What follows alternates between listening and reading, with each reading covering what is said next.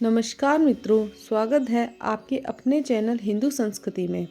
आज हम आपको सुनाने जा रहे हैं सावित्री और सत्यवान की अमर प्रेम गाथा।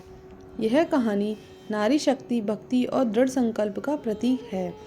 प्राचीन काल में मद्र देश के राजा अश्वपति और रानी मालविका की पुत्री सावित्री अद्भुत सुंदर और गुणवान थी।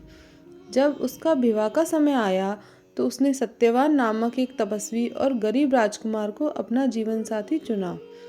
सत्यवान के बारे में एक ऋषि ने बताया था कि वह केवल 1 वर्ष तक ही जीवित रहेगा, लेकिन सावित्री ने अपने दृढ़ निश्चय से कहा, जहाँ प्रेम है वहाँ मृत्यु का भय नहीं।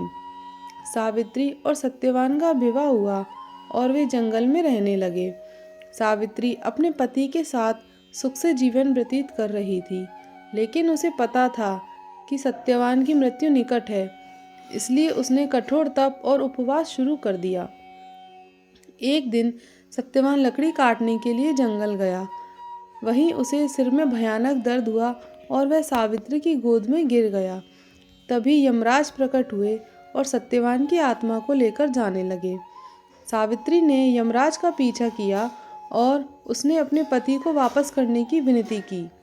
यमराज ने कहा, मृत्यु का नियम अटल है, मैं तुम्हारे पति को वापस नहीं दे सकता। सावित्री ने यमराज से तर्क किया और उनके साथ चलते चलते धर्म, न्याय और सत्य पर संवाद किया। यमराज उसकी ज्ञानपूर्ण बातों से प्रभावित हुए। जब यमराज ने उसे एक वरदान मांगने को कहा तो सावित्री ने मांगा, मेरे ससुराल का वंश हमेशा फलता फूलता रहे। यमराज ने इसे स्वीकार किया।